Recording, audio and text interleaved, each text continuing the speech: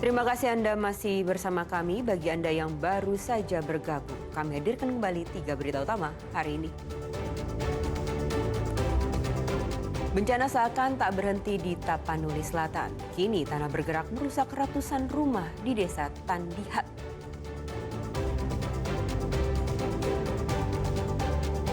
Air sungai Aek Garoga meluap, putuskan jalan penghubung antara Tapanuli Selatan dan Tapanuli Tengah.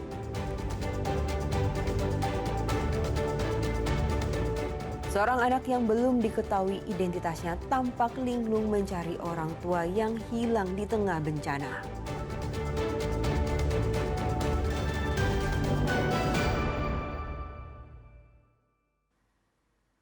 Guna memastikan keselamatan, petugas kepolisian membantu menyeberangkan warga yang melintas di jembatan darurat Sungai Aek Garoga, Tapanuli Selatan, Sumatera Utara. Jembatan darurat dari kayu terpaksa dibuat sebagai akses penghubung dua wilayah.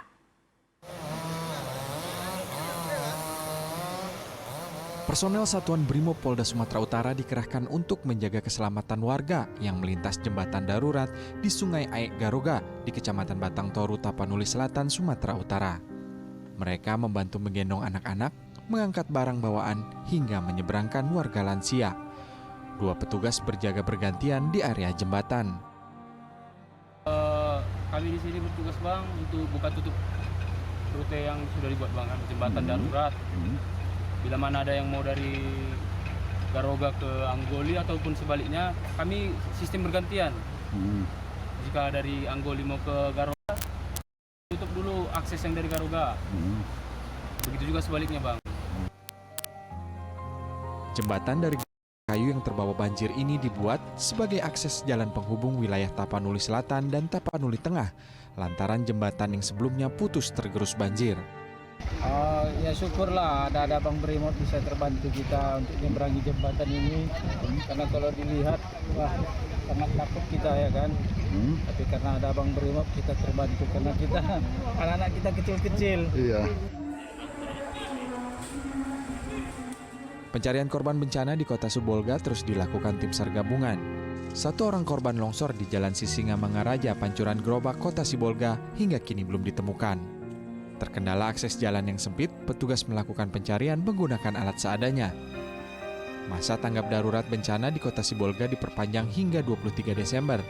Para petugas masih melakukan upaya pencarian terhadap korban yang hilang. Memasuki hari ke-18, baik. Yang menjadi kendala itu sangat yang pasti alat berat tidak dapat masuk ke sini, jadi kami hanya mengandalkan dari pemadam kebakaran, teman-teman damkar untuk sebagai nozzle untuk menyemprot air. Kemudian alat-alat juga, beberapa alat juga terbatas termasuk cangkul maupun skop lainnya. Hingga Jumat sore, korban jiwa bencana di wilayah Aceh, Sumatera Utara, dan Sumatera Barat mencapai 995 jiwa.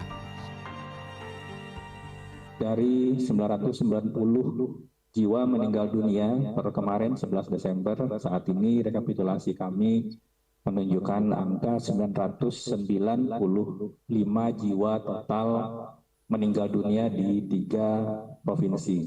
Untuk korban hilang, ini kemarin di data kami itu 222 nama, hari ini bertambah 226 nama. Di Aceh itu bertambah jumlah korban yang masih dilaporkan hilang. Kemudian untuk pengungsi ini tidak berubah, sebanyak 884.889 jiwa. Pemerintah juga terus mendorong kebutuhan logistik serta kebutuhan dasar hidup para pengungsi. Tim Liputan melaporkan.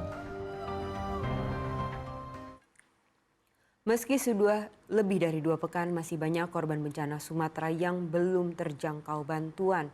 Yayasan Pundi Amal Peduli Kasih SCTV Indosiar bersama Yayasan Karya Alfa Omega dan Pakuwon Group menempuh jalan berlumpur untuk memberikan pelayanan kesehatan di Tapanuli Tengah.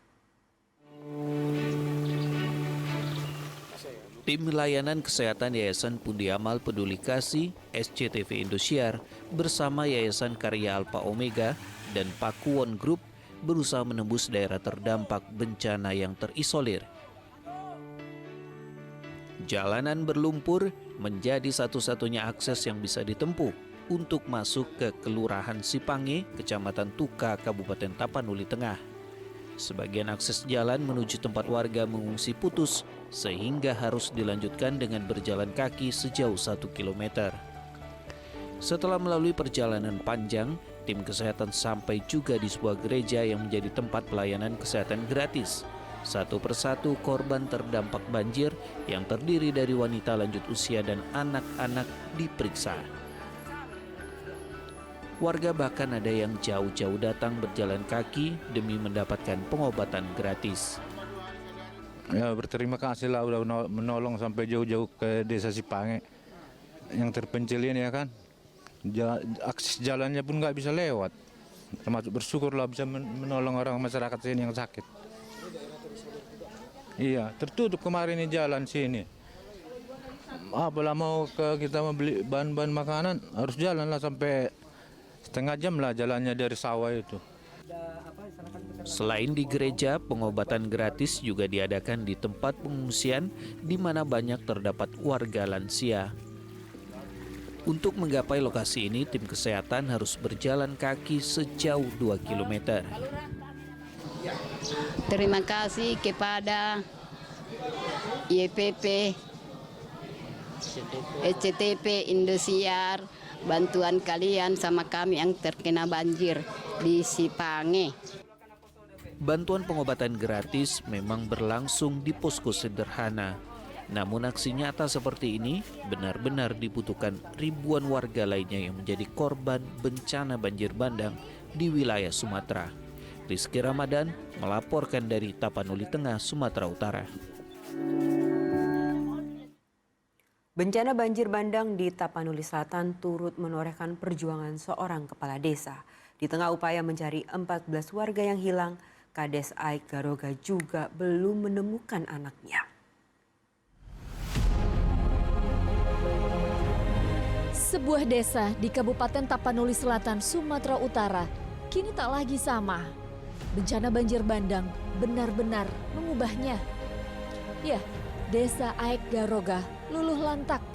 Suasana yang dulunya asri karena pernah menjuarai desa bersih dan sehat se-Sumatera Utara pada tahun 2022 kini ternoda oleh hamparan kayu bekas material banjir. Tak cuma alam yang rusak, kehidupan 245 kepala keluarga di sana sudah pasti ikut terdampak. Belum lagi masih ada 14 warga yang hilang, termasuk anak seorang kepala desa. Di tengah tanggung jawab mencari belasan warganya, Risman Rambe jugalah seorang ayah yang tak pernah lelah berupaya menemukan sang anak tercinta. Yang belum dapat kemarin itu ada berkisar 14 orang lagi, termasuklah anak saya. Ini sampai sekarang belum dapat. Setelah itu saat ini sudah kita lihat kondisi daripada desa ini sudah seperti perusahaan kayu lah. Yang di dermaga yang mengumpulkan kayu, ini besar-besar kayunya. Meski rasanya sulit membayangkan bagaimana memulihkan kembali semua kehidupan, namun masyarakat yang saling menguatkan bak amunisi menjalani keseharian mereka di tengah bencana. Rizky Ramadan melaporkan dari Tapanuli Selatan, Sumatera Utara. Kehilangan anggota keluarga dan belum menumpukan keberadaannya juga dirasakan seorang anak di posko pengungsian Gor Pandan, Tapanuli Tengah. Trauma berat membuat ia terlihat linglung, belum bisa berkata-kata tentang identitasnya, apalagi keberadaan orang tuanya.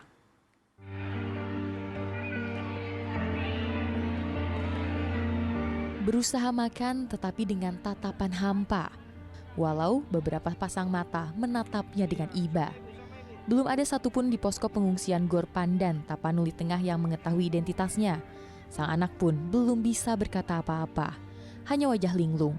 Mungkin masih trauma berat akibat bencana longsor dan banjir bandang. Yang tersisa di tangannya hanyalah kantong plastik yang berisi pakaian kotor. Salah seorang pengungsi bercerita sang anak tengah mencari keberadaan orang tuanya. Musik itu saya tanyain, tidak ada bicara. Jadi saya kasih tidurlah di situ, saya bilang sama perawat, kasihlah dulu obat, saya kasih tidur di situ, udah. Pergi dia datang lagi. Tadi jumpa lagi. Panggilnya, Nek katanya, jadi saya bawa berobat, tunjukkannya kakinya yang sakit, saya bawa sama TNI, udah saya kasih makan, itu aja Pak. Oh, dia pengakuan dia warga mana, Bu? Nggak tahu kita, nggak ada dikasih tahu dia warga mana. Orang tuanya pengakuan dia? Nggak ada dia ngomong, cuma dia yang tahu. Nek, udah itu aja saya tanya. Tahu sama nenek? Nggak tahu, nggak mau dia jawab. Bapak tanya, nenek itu sama bapak? Nggak dia jawab, jadi saya nggak ngerti. Di posko pengungsian seperti gedung serbaguna Pandan ini, sang anak berusaha bertahan, berharap menemukan orang tuanya yang terpisah darinya. Pendampingan psikologi sudah sangat diperlukan untuk para pengungsi ini. Trauma berat harus segera disembuhkan agar sang anak bisa bertahan dan menatap masa depan usai bencana menerjang. Rizky Ramadan melaporkan dari Tapanuli Tengah. Laporan tersebut mengakhiri berita Sumut hari ini. Jangan lupa pastikan Anda subscribe channel YouTube Liputan 6 SCTV Daerah. Saya Nadia Kartika, berterima kasih atas perhatian dan kebersamaan Anda. Selamat beraktivitas dan sampai jumpa.